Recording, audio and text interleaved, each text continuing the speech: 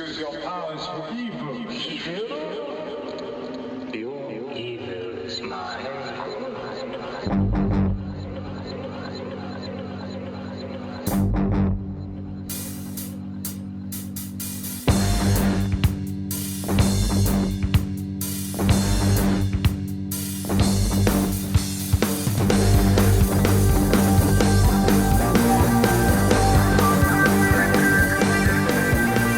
Hello, everybody, and welcome once again to Next Stop Everywhere, the Doctor Who podcast. I'm Charles Skaggs, and with me, as always, is my partner in crime and my partner in time, Jesse Jackson. Hello, Charles. So you've tricked me. Yes. For those of you who came to the show late, to quote the Phantom, we had taped the first part of a three-parter War Doctor story, and I talked about how much I enjoyed it. And you was like, oh, okay, but I thought we're moving on. I go, no. I have to hear the second part, not knowing it is a cliffhanger. Yes. Oh, so Dun, what a delicious dun, dun, dun. cliffhanger it is. You thought it was only two parts, huh? No, I knew it was a third, but I thought maybe they'd be, because the first one kind of felt like a standalone episode. Right. So I didn't expect this, and but it was a delicious way, and it makes me now really looking forward to hearing the ending and seeing what happens. But spoilers, another great chapter. Okay, so This has been wonderful. So it sounds like you enjoyed this one at least in the ballpark of the first one. Absolutely. Okay. Well, good. So for those who don't know what we're talking about, we are talking about The Thousand Worlds, which is the second in the first War Doctor audio adventure set from Big Finish called Only the Monstrous. And so this is part 2 of 3, as Jesse has found out. And we are going to be covering this. This to kind of give a simple overview. Once again, this is written and directed by Nicholas Briggs, and this features a different actress playing Rejoice in this episode. I did not realize that at first. Right. And at first it is the same actress. Right. Later we will get to my only nitpick with the episode. Okay. But yes, this is like I said, this is a War Doctor story featuring John Hurt, once again reprising the War Doctor, and he's fantastic as the War Doctor. I'm really glad that Big Finish was able to develop his Doctor. We're starting to kind of get into the groove of his Doctor, I think. Yes. Now that after his appearances with in the Day of the Doctor, and then the previous episode. So let's get into this. Let's see what we we also, I guess, let's talk about, let's see. We'll start off with we might as well start off with the War Doctor, since we already talked about him. Let's talk about him being a special advisor behind enemy lines, because we find out in this story that this picks up from the previous story, The Innocent, where you had the War Doctor was trying to take off with Rejoice. The Time Lords catch up to him, and Rejoice is sent back home, while the War Doctor is told to return to Gallifrey. So we have that, and while on Gallifrey, the War Doctor is given this mission where he's essentially going to be assigned the role of a special advisor as part of this mission that's going to be headed up by Veclin, who's kind of like Cardinal Lystra's henchwoman. And she's going to be heading up this mission to go to go to retrieve Seratrix, who is this high-ranking Time Lord strategist, who's we find out is whose battle TARDIS momentarily traversed the Null Zone, and the Null Zone is we find out is this area of space that's impenetrable to any time or spacecraft, and so he's gone missing there. And the Time Lords want Seratrix back because they don't want him spilling any secrets to the Daleks. Supposedly, because of that, he knows about the final, their final plan to take out the Daleks. So it's vitally important, and so yeah, so it's this mission. Veklen's going to head it up. The Doctor's going to be there, whether he likes it or not, and the race is on to hopefully get Seratrix back before secrets are compromised. Yeah. Phew! That was a long-winded It explanation. is. Yes, sorry, it but I had is. to kind of cover a lot. No, I appreciate you doing it. It's a good review. I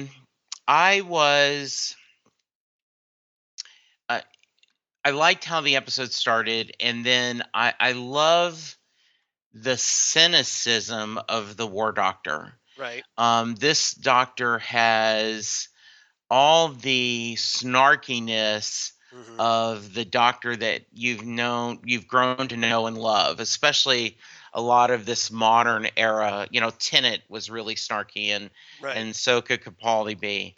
And this is to the nth, and especially with the he does not, the phrase, I don't suffer fools, Gladly, he doesn't suffer Gallifreyan time, the hierarchy at all. Yeah. He has no interest in them whatsoever. And I loved his kind of cynical, why am I having to do this? Now tell me again what's going on. And we get the, and you're going to have to help me with the names. Yeah. But the two guys that were there at the very beginning, he had saved them, right? Yeah, Bennis and Arverton. Yeah. He was in The Innocent in the first episode. Right. There's a bit where they were going to sacrifice themselves in this mission to take out the Daleks. Yes. And the Doctor, to kind of recap, the Doctor shows up, kicks them out, and is all ready to sacrifice himself, and does so, barely survives the event. Yeah. And that's where he ends up on this planet called Casca, where Rejoice, this young woman on the planet, helps him recuperate from his injuries. Yes, she does. And in the very beginning, they said, I think, a very important tone with Rejoice telling her father that she's worried about the Doctor traveling without her or without anyone, and that she would have gone with him because he can go through space and time. Right. Now her father, her father's not too happy about that because it sounds like she's just ready to cut and run. Yes. And he's like, "What? You were going to do what?" Well, in the spirit of what I did last night and what I'm doing tomorrow night, she's saying this planet's full of losers and I'm moving out of here to win. Yes, and he's not happy with that at all. So the Doctor has a big old can of doubt about this master plan that they have. Right. But, he's going to do his duty. Yes. He's going to take care of this. So, yeah, that was cool. So so you mentioned earlier that you like the Doctor being snarky, especially when it comes to standing up to the Time Lords. I do. So, with that in mind, after seeing Peter Capaldi with the Time Lords, with Barusa in Hellbent, how do you compare the War Doctor and Capaldi's Doctor? Do you kind of see? I mean, you see the same Doctor, you see the same man. I do see him a lot, and there's been that confrontation. Yes. There throughout history. and one of the great things, Charles, Hmm. you and I have talked about this a lot. As comic geeks, we we love continuity. Right. We love that shared universe, and we. I'm not saying I'm not saying that we're continuity lawyers, because if they acknowledge that this is change and try to explain it even half-arsed, you and I will move. Okay, move on. It's a good Kudos story. to using the British version, by the way. Yes. I didn't want us to get an explicit tag. Uh, Yeah. So, um, but I don't like people who just ignore the continuity. right. And so, I, August Nicholas Briggs has been around the Who universe forever, so of course he he does. he knows his stuff. Yeah. I like that. I like continuity to be respected, Yes. but not be a slave to it. Yes. Much better said and more succinctly than I am, but that's exactly right, Charles. And they are respecting the continuity, Right. and that disregard for authority, Hmm. hating people, hating's the wrong word, but not respecting people who think they're better than you, and loving to poke at those who think they're important. Hmm. Bags of hot air and just that pin trying to poke them is a trait across all 12 versions of the Doctor, some more than others. And I just love, and you wonder how much of this is the writing, how Hmm. much of this is John Hurt's. I have not read how much of a fan of the Doctor he is, and so how much is he dwelling this on his past experience? I don't know. Have you? I I've done a little reading. He did a really big interview when the first set came out here a couple months ago in Doctor Who magazine. I think you can actually go to Barnes and Noble right now if you wanted to and pick up Doctor Who magazine there and read the interview if you really want to. Um, but he talked about, from what I saw, that he wasn't a fan. He knew of it. He had maybe seen something, years ago. But from what I understand, his wife was the one who pushed him into taking the role of the War Doctor. And according to him, he is so glad she did. He really digs the War Doctor, loves the character. He was really happy to come back for Big Finish. Is enjoying that enough that he really wants to keep doing them, which is great news for us because we get more John Hurt as War Doctor. So it sounds like he's enjoying himself, and I couldn't be more thrilled about it. Oh, absolutely. This is another solid winner, and a little more like the first third Hmm. was a little more of a character Right. story. This had a little more action, or at least a This. kind of behind the scenes trying to infiltrate what kind of mission are we going to do. Hmm. One of the voices, and that was my only nitpick, one of the guy actors sounded a lot like Hurt, and so sometimes when they were talking to each Right. other, did you I, find th- I, that th- at I, th- all? I think I know who you're talking about. I think you're talking about Garv, who's this slave guy Hmm. that the War Doctor meets when he arrives on Keska again, Right. and he's the guy, part of this slave crew, who tries to get the Yes. Doctor to safety in a service tunnel. Right. Is that the guy you're talking of? Yes, it is. Okay.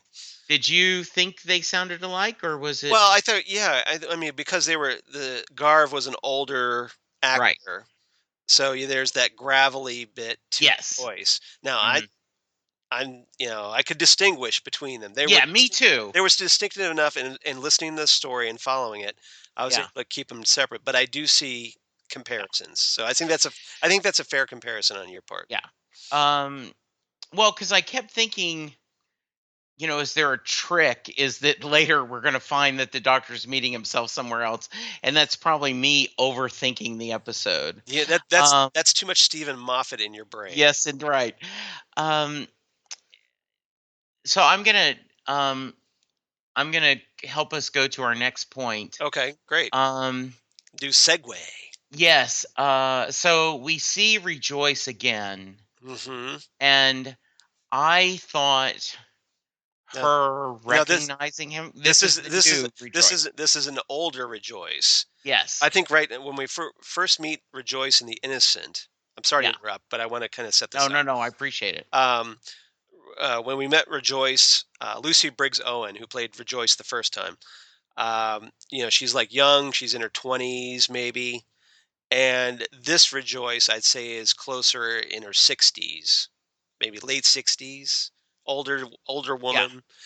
And like it's been a long time since she's seen the doctor, but she hasn't forgotten him. Right, because they talk about it's been 20 years. It was 20 years after he left Hmm. before the Daleks kind of started, right? And Right. then they've been under rule for a while. Um, I loved her recognizing him and him not recognizing her. Right. And that scenes back and forth. It's a nice play on It what is a usually really nice happens. play. Yes. Yeah. And so I thought she was wonderful. Another great character. And if I had a regret in, and it's a small one, I wish at times that this beautiful show that we both love Hmm. would go back to older companions and that the doctors seeing them at the older time. The way the show is, you have that ability Right. that you could go to see a companion that he had dropped off, and he could go to her later, or his and her that timeline, and visit them. And you probably don't want to dwell on it too Right. much No, it's okay. Go for ahead. nostalgia, but for writers. But I just think every once in a while that would be really nice. And so we got this in this episode, right? Mhm. Right. Where she was, for all, you know, in name It's only, she was a companion. right. Right. Now he's gone back and seen her. Yeah. Yeah. The actress that we're talking about is Carolyn Seymour, and she's actually she's appeared in a lot of places that you might know, Jesse. Um, she's been on a lot of Star Trek: The Next Generation and Star Trek Voyager. She's one of those actresses. If you watch these episodes, you will know her from her voice. Um, she's in the episodes Contagion of Star Trek Next Generation, the First Contact episode, not the movie, the episode First Contact, where Riker disguises himself as an alien to infiltrate the society. And there's also the Face of the Enemy, which I think she played a Romulan commander in that. That was the one where Deanna Troy is made up to look like a Romulan. So she's been in those, and she was in the Star Trek Voyager episodes Cathexis and Persistence of Vision. But apparently, she's also been on like an episode of Babylon 5. She was on Space 1999, and she did actually a couple more Big Finish audios. She played a character called Frida Mattingly in a Third Doctor Big Finish audio called Prisoners of the Lake, and she played a character called Mordrega in a Fourth Doctor Tom Baker Big Finish audio called The Ghost of Gralstead. So if you enjoy Carolyn Seymour here, that's where you can check her out. And I'm looking at IMDb. Mm-hmm. She was Zoe on Quantum Leap. Oh, look at that. Which, yeah, I don't know how I evil missed. Leaper sidekick. I don't know how I missed that, but yeah. Yeah. So yeah, and tons of audio work. Right. Looks like she's been in tons of Star Wars and yeah. If you look stuff. if you look her face up, Yeah. you'll be like, oh, her, yes. Yes, absolutely. Yeah. So Yeah. as the older Rejoice, and this is where I was getting to, I do have points occasionally that because of her background, she gave Rejoice, I think, a lot of gravitas, understandably more than the younger Rejoice, and it's interesting to take after hearing Lucy Briggs Owen to get a completely different dynamic as an older companion with the War Doctor.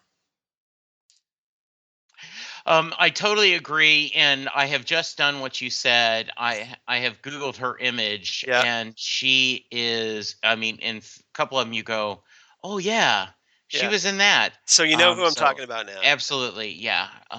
Great, and I do agree. There was a. She's had the experience. She's had that journey, and really, really well done. And one of the things I like about this older Rejoice, Mhm. sh even though her planet was taken over by um, the Talians and the Daleks, Mhm. she's not bitter against the Doctor for it. No. He tried. I mean, he threw up the force field. He protected them for some time, but of course they figured out a way around it. And Mhm. she's not resentful of him. No. She's still like loyal to him as she was when they first met. Yeah. She is, um, and I think he's really happy to see her again. Right. Yeah. Although he kind of regrets that he was away. I mean, he does apologize to her. Yes. Because that he was taken out of time or whatever and wasn't able. And when he returned, it was all these years later, and so he lost that time with her, but also all this, this destruction and devastation happened to Casca simply because he wasn't there to stop it. Yeah, I agree.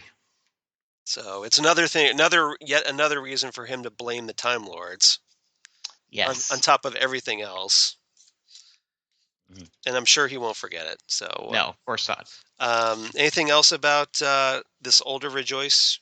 No, Okay. not right offhand. I liked it. Go ahead. You're next. No, okay. All right. No, I have a comment, but I'm gonna wait till you ask the question because it's appropriate to the comment we're gonna have. Okay. I Okay. think. All right. Now I'm getting a little nervous about what you're going to say, but okay. No. Okay. So let's move on to Saratrix and the Daleks. Yes. So what I love, Charles, Yes. is the War Doctor did not know this Time Lord. Right. And sometimes it He seems like he actually did. He didn't know somebody for once. yes, exactly. It was just kind of nice that to give that grandiose, it is a whole planet. Right. There is a whole race, there is a whole people, and it was nice for this to be this Time Lord he doesn't know. Yeah. So I thought that was enjoyable. Yeah. And in the classic, it's more often, right? Oh yeah, yeah. I mean, Yeah. usually it's like, oh yes, we were at the academy together, or like I knew you way back when, and blah blah blah. Just about every time Lord he meets, he knows he has some relationship with. Saratrix here, the War Doctor is like Saratrix. Okay, who the hell is that?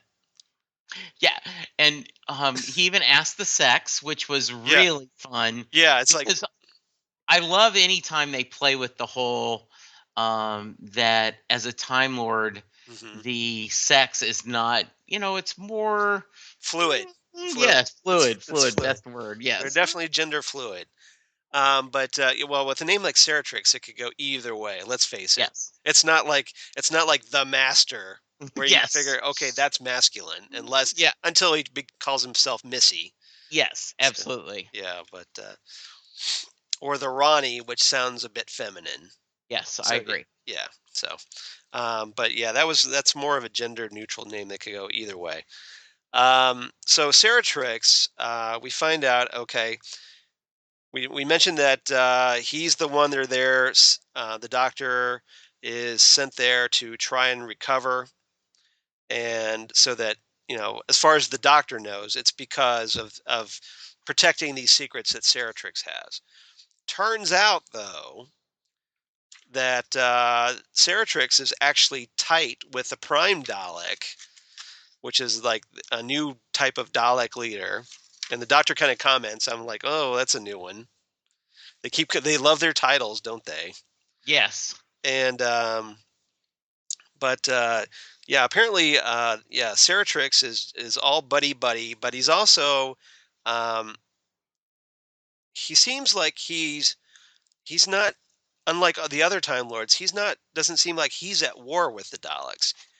No. Quite the opposite. He wants to make peace with the Daleks. Yeah. And so apparently, and he's got, through whatever discussion he's had before with the Prime Daleks, no matter like there's a bit at the toward the end where the Doctor is pointing out, hey, the Daleks' plan here is to like take the Keska's magnetic core right out of the planet, rip it right out, and that's going to kill everybody on Keska. But Ceratrix is all like, well, it's for the greater good, and which of course outrages the Doctor because, like, you're going to kill all these people because you think it's the greater good. And Ceratrix makes this comment that he knows who the Doctor is, but he's not going to give him up. And I guess Ceratrix feels that this is the Daleks' time to take over. Yeah. And he's buying into that. And because the Daleks will take over, then that means there's going to be peace because they're in charge. Yes. Which is really woolly thinking on Ceratrix's part. And then you've got the Prime Dalek and the other Daleks chanting, peace in our time, peace in our time. Which is creepy. Yeah. So wonderful. Not quite exterminate, is it? No, and that is a famous, phrase, back during World War II, and right. And now, was that something Churchill maybe said or something? Peace in our time. Yeah, I'd have to Google it, and yeah, it does sound familiar. Yeah, but I also think I love the fact that the War Doctor made a comment, kind of aside, that no wonder they remind you of, and he's trying to say the Nazis, but he kind of stopped, when they were talking about this. Yeah, this was very, very cool. And I'm worried. Yeah.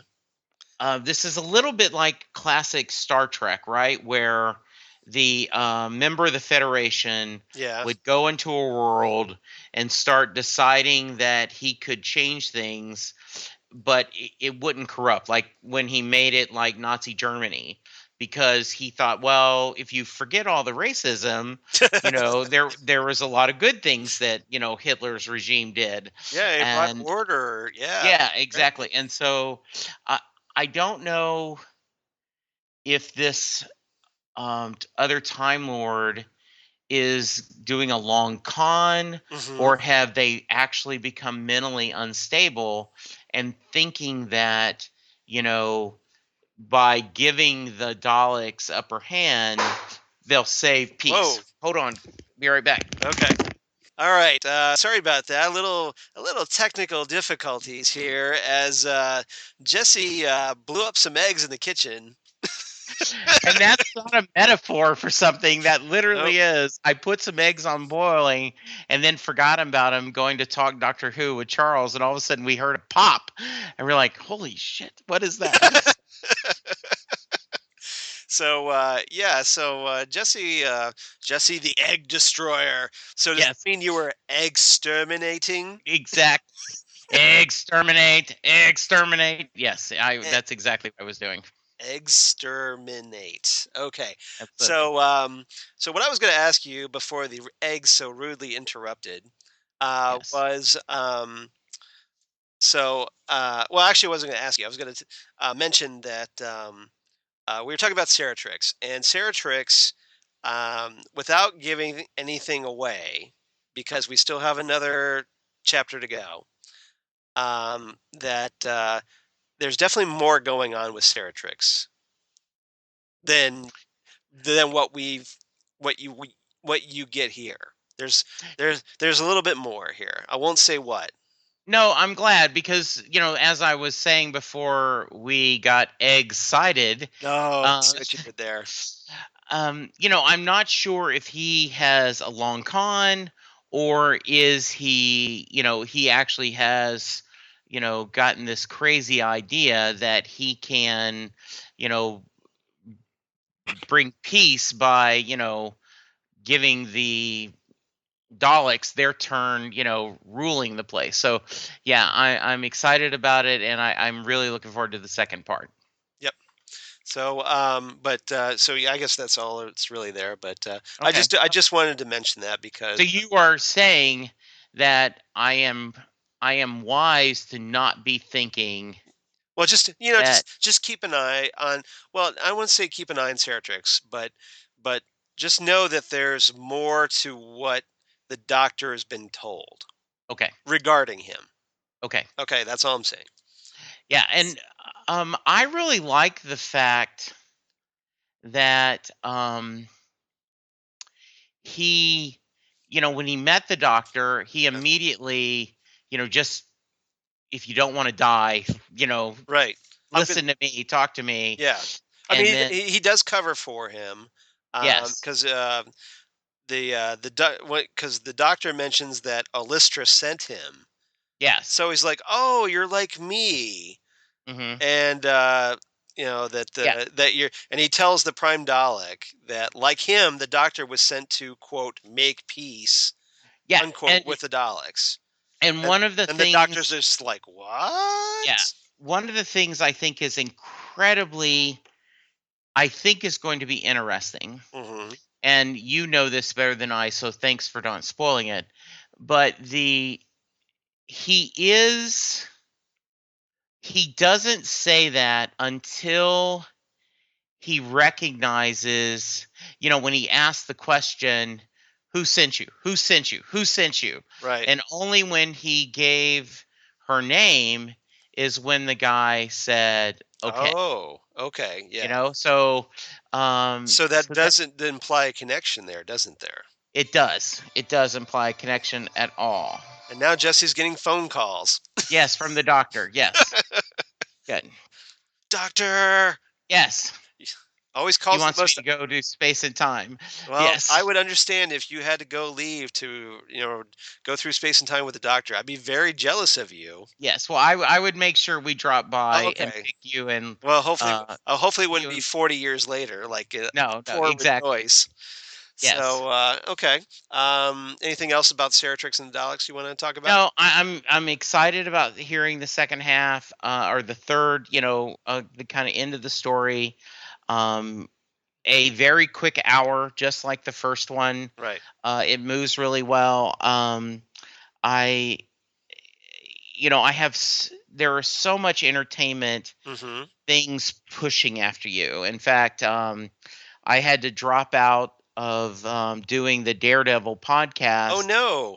I just do not have time to make sure I watch 2 episodes every week and then Yeah. talk. And so poor Zach is looking for a co-host. Dude, we cover guilting me. 10 episodes a week. Like Yeah, we did. well, yes. we did 10 episodes this past week But see, I watch all of on those. Phantom Zone. I watch all of those. Yeah. I just don't know if I have time To do a podcast on top of it. Yeah, because I watch all the this other non-genre stuff as well. So yes, Well, you do have 1 or 2 podcasts to do. yes, absolutely. But I'm definitely grateful that you joined me here for Next Stop. Oh, absolutely. And you're always welcome on Fandom Zone whenever time permits. Yes. And I'm looking forward to hearing what you think of the comedian making a cameo on The Walking Dead. Well, we will be recording Saturday, so very nice. Keep peeled for. I think we're going to be up to episode 55. We're gaining. The Phantom Zone is gaining on Next Stop Everywhere. Yes. Next Stop Everywhere started way before the Phantom Zone did, and we're taking over because we're doing week by week by week. Yes, you guys are, and we appreciate it. But all right, I have no quotes once again because I'm listening in the car, so I'm gonna have. Well, you did have a busy weekend, so yes, I did. Yeah, Yeah, for those who don't know, Jesse did a little road trip, or did you fly? No. Chris Jackson and I got in the car. We drove 3 hours on Friday night. Mm-hmm. I went and saw Penn Jillette and Adam Rifkin's director's cut Right. in a screening, and I got to meet Penn Jillette and Adam Rifkin. Got to watch the film. Really interesting, bizarre film, but really good. Right. And then Saturday morning, I tripped, fell on my back, and laid all day Saturday on a heating pad with muscle relaxants. Then Sunday, I got up. I didn't know that. Are you okay? No, yeah, I'm fine. And then Sunday, we drove to Oklahoma City, Chris and I, to see his first Bruce Springsteen concert, my 13th. And we recorded a special post-concert episode on the way back that will be on Set Listing Bruce, where he gave his opinion on it. And then I'm going tomorrow night to Dallas to see Bruce. This will be my 14th show and my 4th on the River Tour. Not that I'm obsessed or anything. No, not at all. Now, before we get back to Doctor Who, I do have to ask. Yeah. How petrified were you after you fell that you were going to miss that Springsteen concert with Chris? Oh, was it just killing you? You were like, well, it was just like, it's not going to happen. I mean, like, if I have to have a walker, I'm making this show. Oh, but yes, I see what you're saying. Yes, but I was a little bit worried. I will tell you that. I can understand why. But yeah, absolutely. But the good thing is you're okay. Did you have to go to the doctor or anything? ER? Nope. I just I was able to work through it, so it was good. Okay. Took a lot of Tylenol, I hope. Yes, I did. Yeah, I kind of figured. Okay, so so getting back to Doctor Who, but I'm glad you're okay, Jesse. I'm glad everything's good. And I'm glad you guys enjoyed the concert. We did. As if there was any doubt you're going to enjoy the concert. Yes, but I was a little worried Chris may not. But Chris liked it. He did. He liked it a lot. I don't want to spoil Set Listing Bruce. Yeah. So.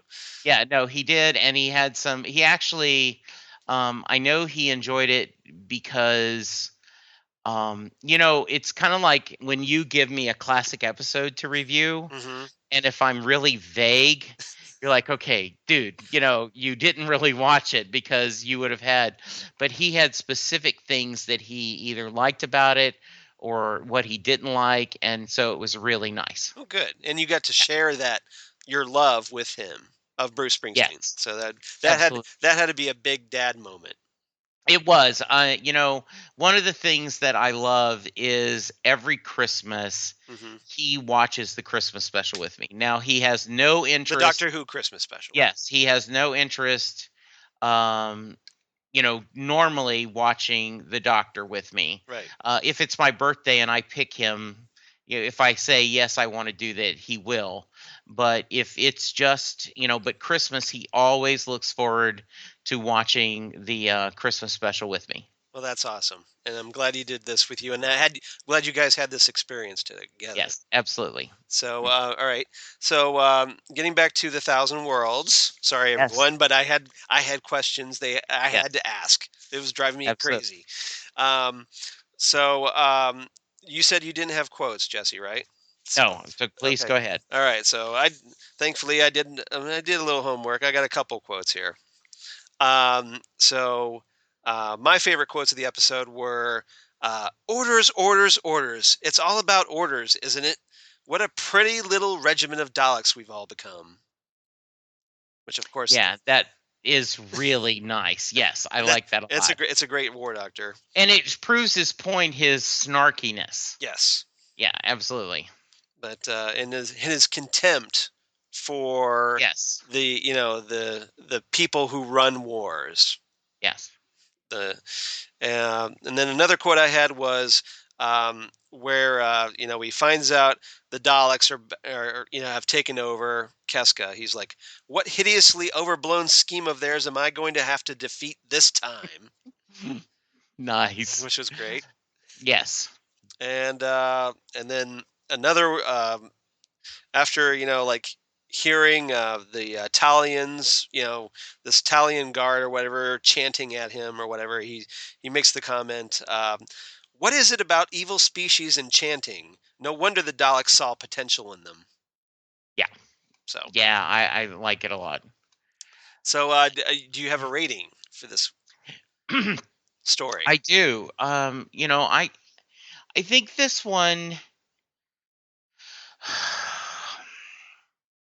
I'm going to give it 8.5 exploding eggs. Nice. Only because it feels like a half a story. I don't know the other end, while the Right. other one was a fuller story. Right. Though Like I had mentioned last time, I think the first part, the innocent, is like a prelude, and absolutely. this is part one of the main story, and then the third episode is like the concluding chapter. Yes, I agree. Okay, so I was actually a little lower than you on this one. Oh, I gave this one because I it I mean it there are things that happen here, obviously. I mean, you've got the doctor showing up and then the whole business with Rejoice and everything, but it is primarily set up. So I only gave this one 8 out of 10 explosive capsules. okay. Hey, we're both exploding in our Yeah, things. exactly. Yes, Exactly. But very nice. so for the record, yes, mine was written down. Yes, it was. So it's just a happy little coincidence there.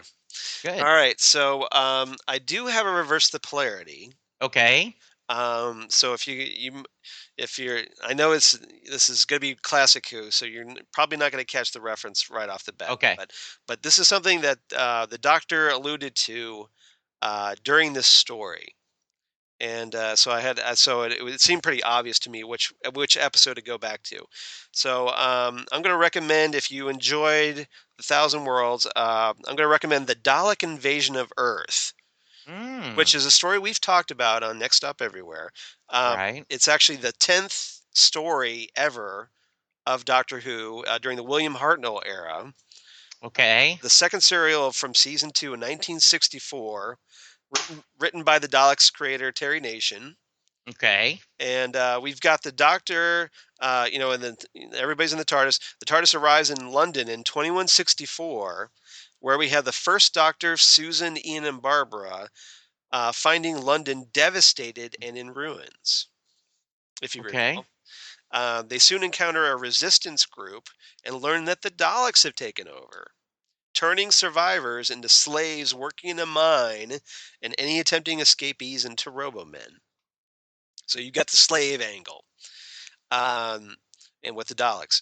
The group eventually discovers that the Daleks are drilling through the Earth's crust so that they can blow out its core with a penetrative explosive capsule. Hey. Ooh, okay. So here we go. This is where they tried this the first time. Yes. And then they use they want to use a guidance system so they can pilot the planet around space. Not so much here, but okay. so, but yeah, that was their big plan in the Dalek invasion of Earth. After leading the human slaves in rebellion, the group uses a bomb to destroy the Dalek fleet, of course. Okay. The Doctor, knowing that Susan, his granddaughter, has fallen in love with Resistance member named David, he locks her out of the TARDIS and says farewell to her so that she can have a normal life, but he promises to return one day. And that's where you get the classic bit of dialogue, "One day I shall come back." Yes, one Ah. day I shall come back. Until then, there must be no tears, no regrets, no anxieties. Just go forward in all your beliefs and prove to me that I am not mistaken in mine. Okay. And I did that off the top of my head because I know that Of course you did. You're awesome. I just love that quote. So Yes, that is a great quote. but so yeah, so if you enjoy the Thousand Worlds, go back to the beginning where it all began with this type of story with the Daleks, and I think you enjoy it.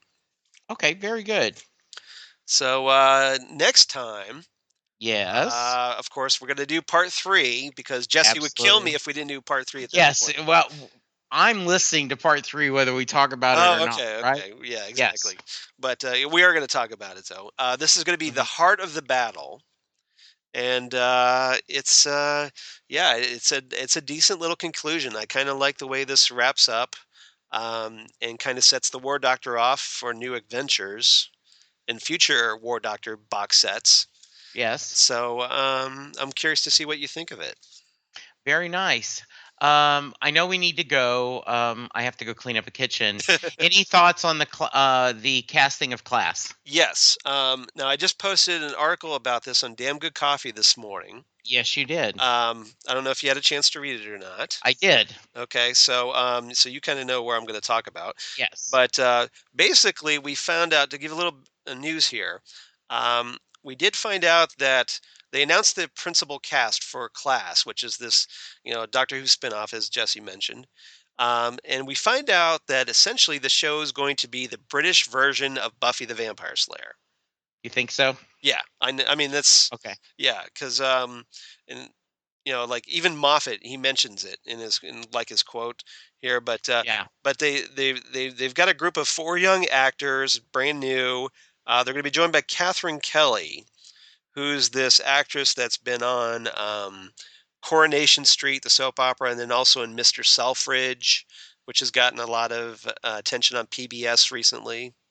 Yes. So she's going to essentially be what they quote, and this is the quote from the article: a teacher and powerful new presence at Coal Hill School. So this is like an 8-part series. It's going to be set in Coal Hill School. This is where Clara taught, and way back when the Doctor Who started, from when the Doctor's granddaughter Susan attended Coal Hill School with Ian and Barbara as her teachers that get caught up in the mystery of Susan and end up taking that first trip in the TARDIS as a result.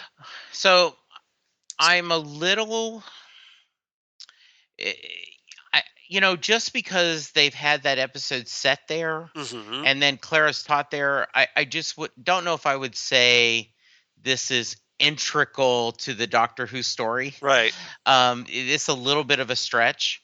I also am skeptical about what this teacher is supposed to be. Mm-hmm. How is there a connection to the Doctor? Unless we find out she's more than she appears. Yeah. Yeah. Yeah. But I'm going to be very disappointed if she is an unknown Gallifreyan. Mm-hmm. And also, now if she was, I guess, a companion we'd had that we don't know about, that just was some untold adventures of the Doctor, I don't know. We'll and that's see. certainly possible with Moffat, because remember, this is the guy who created the War Doctor. So Yes. So obviously we're going to watch it. We're going to talk about it. But I do like the fact that it's not. I mean, it appears it's skewing a little older than I thought. Yes. I thought it was going to be the cast was going to be around the ages of the cast on the Sarah Jane Adventures. Mm-hmm. But these are like, to use American terms, these are like late high school kids, like maybe senior class or junior or senior class in high school. Yeah, and I mean, so it's very, but it's very, and it seems like it's British Buffy. So if they follow that, the formula would work. You've got aliens, and you've got like the teacher is like Giles, where you have a mentor that maybe knows more than she's telling and stuff like that. So we'll see where it goes. But Moffat, in his quote, he said, always wondered, and this is Moffat's quote here, I always wonder if there could be a British Buffy, and it's taken the brilliant Patrick Ness, who's the young adult writer who's now showrunner of this, to figure out how to make it happen. Well, Buffy is a great card to play, so we'll see what happens. Yep, we will. All right. Thank you, Charles. Thank you for leading us, and we're going to move forward. Any last comments? Where can they reach you? Well, first I'd like to mention real quick that if you want to check out the story we talked about today, The Thousand Worlds, you can go to bigfinish.com and download the set there. You can get all 3 episodes in a set, so it's a little cheaper. And then, or if you want the nice physical CD, I mean, you can order a CD from them, but you can also download straight from them without, for all you millennials that aren't into the physical media. Which I understand. But or don't have a basement, Fortress of Solitude where you can put all your full stuff. Exactly.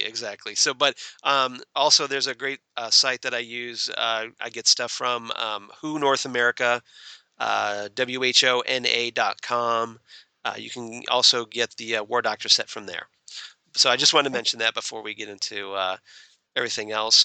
As for Next Stop Everywhere, of course, you can find us at Next Stop SMG on the Twitter machine. And then, of course, on Facebook, which you can give us a nice like, hopefully, if you haven't already. If you have, great. Thank you very much for doing so. And then, if you would, please give us a review on iTunes, which would be great. Yes, and please, when we put out a new episode, which is not as often as the Phantom Zone, but yep. We are trying to at least every other week. Right. Please retweet and share. We want as many people to find us and enjoy our rambling as possible. At least we try. Yeah, we definitely need your help, because we would help if you spread the word. Tell your friends, tell your neighbors, tell the guy that works in your office that you hate a whole lot, but just tell him that we're out here, because we could use your help in growing this podcast, and the more we do that, the more we can do this better, and get you'll be the cool kids on the street that listen to Next Stop Everywhere. Absolutely. So Jesse, where can they reach you? I am at Jesse Jackson DFW, and on Set Lusting Bruce. So you can hear the other end of the story. Right. Charles is on the Phantom Zone with the wonderful Karen Lindsay. Yep. Shout out to Karen. Yes, indeed. My other partner in crime, but not my partner in time. No. So, but she does, unless she's guesting on Next Stop Everywhere, of course. Absolutely. But yes. And so yeah, I think that's it. Yeah, I'm at Charles Skaggs on Twitter, by the way, and Instagram, and Google Plus for all you crazy kids in the Google Plus. Shout out to Karen. Facebook, of course, and my blog of geeky things, where I did, like I mentioned about the class article, damn good coffee and hot. So you can find out a lot more on class and a lot more on Doctor Who. And Next Stop Everywhere. And just did a very insightful review of Batman versus Superman. Yes, thank you. I hope you enjoyed it. I did. I enjoyed it a lot. Okay. Hope you thought it was fair. I did. I thought it was very fair. So, Charles, thank you. Thank you, listeners.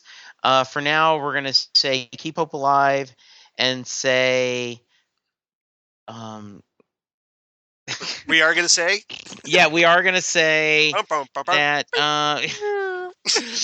oh, my. Yeah, it's okay. You're recovering from a Bruce Springsteen weekend. Yeah. I don't think... Us, baby, we were born to run. Yeah, I almost quoted, poor man want to be rich man want to be king. A king's not satisfied till he rules everything. But I was going to say, being a pacifist only works when everyone feels the same. Nice. But I was stumbling on pacifist. I'm just staring going, fascism? And so, yes. See, those painkillers are hitting you a little too hard. Absolutely. Okay. Thanks, everyone. Bye. Bye, everyone.